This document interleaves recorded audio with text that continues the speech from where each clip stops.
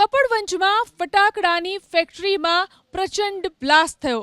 બ્લાસ્ટની જે ઘટના બની, ડમ્પિંગ સ્ટેશન સામે આવેલી ફટાકડાની ફેક્ટરીમાં બ્લાસ્ટ થતાં 10 કિલોમીટરના વિસ્તારમાં અનુભવાયો ભૂકંપ જેવો આંચકો. ફટાકડાની ફેક્ટરીમાં બ્લાસ્ટ થતાં ઇજાગ્રસ્ત 2 શ્રમિકો પૈકી એકને નડિયાદ અને એકને સારવાર માટે અમદાવાદની હોસ્પિટલ ખસેડવામાં આવ્યા. બ્લાસ્ટ એટલો પ્રચંડ હતો કે આસપાસના ગામમાં ધરતી ધ્રુજી હોય તેવો અહેસાસ થયો. ફેક્ટરીની દિવાલ, પતરાનો શેડ અને ઓફિસનું આખું મકાન તૂટીને ભૂક્કો થઈ ગયું. એટલું જ નહીં, દૂર દૂર સુધી ધુમાડાના ગોટે ગોટા જોવા મળ્યા.